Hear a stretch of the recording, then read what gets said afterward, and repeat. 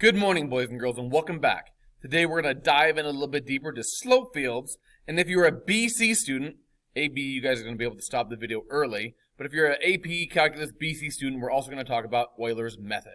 Alright? But let's start with slope fields. Yesterday, in yesterday's lesson, we talked a little bit about slope fields, and I did a quick sketch of one. Today we're going to go into more detail how to sketch a slope field. Alright? So here we're going to want to sketch the slope field of y prime equals 2x plus y, and then we're going to want to draw the solution that passes the point 1, 1. All right? And now, like yesterday, we're going to do this on a 2 by 2 graph. Now, you might have said, a 2 by 2 graph, that's not very big, but that actually becomes, for us to do by hand, quite a large slope field. It actually, they'll have it like this on the AP exam, where they'll have all the points labeled out where you're supposed to do your slopes. And generally, you will not have anything this big. There's generally 10 to 12 points that you sketch slopes on. Instead of like this has got 25 points. It's about twice as big. But this will be a nice size to kind of give us an idea of what's going on in the differential equation here. All right, my preferred method of setting this up when I do this is to use a T-chart kind of like this, like we used yesterday. In this case, when I draw it, I'm going to have x's and y's that I'm going to plug in as my independent variables. And then again, y prime is my dependent variable. And basically, I got to go find the slope at all 25 of these points. All right. So what I tend to do is I tend to work left to right. So for my x's, I'm going to start like at -2. Then I'm going to go to -1 and then 0. I'm probably going to have to space that out some more. And then for my y's, I tend to work from the top to the bottom, because that's the way we read, left, right, top, bottom. So for the y values that can correspond with this, I would do 2, 1, 0, -1, -2. See, I can already tell I need a little bit more room there. I don't want to get this stuff too smushed there. But then I'm going to go to -1, and at -1, I got to do the points 2, 1, 0, -1, 2. But I've got to do, I've got to make my chart so that I get all of these points and I can find the slope at each point. But I find that this is the easiest way for me to organize my work. So let me finish creating the chart, and then we'll go through this. All right, after about 10 tries of trying to set it up on the screen, I've now got something I think that'll work. And again, you can see why I'm saying why this is a rather large slope field. There's a lot of points that we are finding here, so a little bit of stuff to set up. All right. But basically what I'm going to go do now is I'm going to go plug in these x's, and again, my one x, and I got to plug in a bunch of y's. And again, starting left to right for the x's, top to bottom for the y's. I think that's the way we can graph it the easiest when we actually go to put the slopes on the graph. All right. But I'm going to go and plug in. And so, I'm going to, y prime is 2 times -2 for the x plus 2 for the y. And so that's -4 plus 2, which is -2. And then I got to go plug in again. Hey, 2 times -2, now plus 1. So that's -4 plus 1 is -3. And then 2 times -2 plus 0, and that's -4. And if I keep plugging in, I'm going to get -5 and -6. And you'll quickly see when you're doing this, you're going to get some patterns. All right? Now I'm going to go start, I'm going to do it again with the 1s. And now when I plug in with the 1s, I would get 2 times -1 as the x plus 2. So that's -2 plus 2, or 0. And then I'm going to plug in, why did I plug in? Oh, yeah. Then I'm going to plug in -1 and 1. So that's -2 plus 1, which is -1. And then I'm going to plug in -1 and 0 for the y. And I get -2, and then I'd get -3 and -4, and I'm going to fill out the rest of this, but you kind of get the idea. All right, so once you get all your slopes, it should look like this, okay? Again, going in and plugging 0s for x's, then all your y's, 1s for all the x's, and then all your y's, 2s for the x's and all your y's, and you should get all these slopes here, all right? Once we have all our slopes, now what we're going to do is we're going to go and graph these slopes on our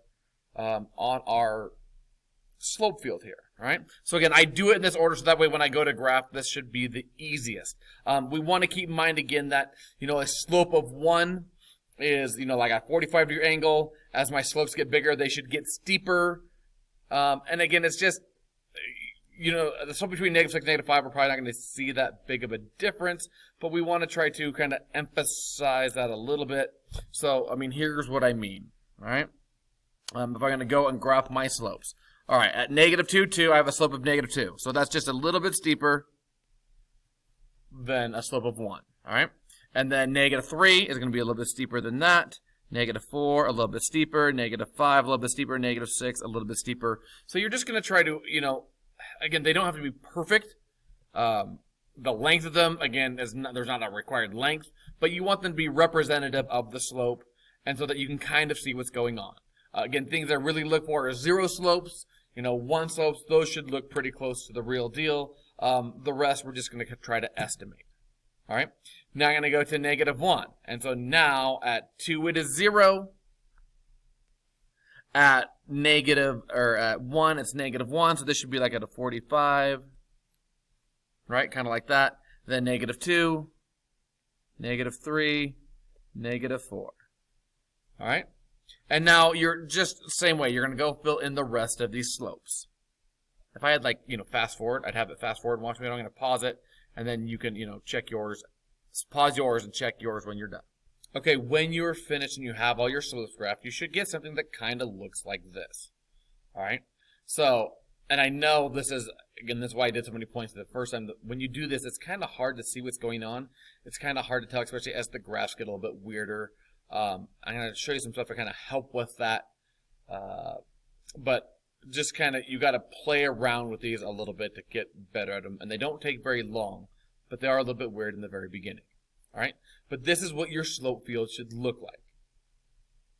Now, once you have the slope field, what we're going to want to do is now we're going to try to sketch the point, or the particular solution, right? There's a family of graphs now, and that's why it's kind of hard to read till you kind of get used to it. But I want to sketch the particular solution, or the individual solution that goes to the point 1, 1. Okay? I want the graph that's going to go through right there. All right? So now what you have to do is you have to just kind of read the graph. It looks like as I go to the right, I have this slope here, so I'm going to kind of, mirror that slope. But as I'm going to the right, it looks like my slopes are getting steeper. So it might go up like that. As I'm going to the left, we have this row of 0 slopes here. But it looks like, it's going to come down. It doesn't have to, happen anywhere in particular. But it looks like, somewhere, I'm going to hit that slope of 0. And then it's going to come up, and as we're going this way, the slopes again are getting steeper. So maybe my particular solution would look something like that. And again, we are just sketching. It doesn't have to be perfect, but we want something that is just, representative of what's going on. And so I'd say in this case, that's a pretty good job. Okay? But we want to get a sketch that looks something like that. Let me show you better what this really looks like and what the individual solution looks like. Okay, so this is from GeoGebra, and if you go on GeoGebra and, just put in slope fields, I'm sure you could find this or something very similar to this. But here is the slope field, it's a little bit bigger, that we just tried to create, okay? When you're looking at slope fields, again, there's no required length, but if we play around with the length of our things, you can see that, if I have little short itty-bitty, slopes, it's harder to see what's going on. The longer your lengths are, kind of the better. It kind of gives you a better picture if you can see that family of graphs better. But again, as far as the test goes, and when you have to do these, there's no required length. Okay, and then obviously the density. If you have a higher density, if you make more of these things, less, it gets hard to see what's happening. Everything's kind of a jumble.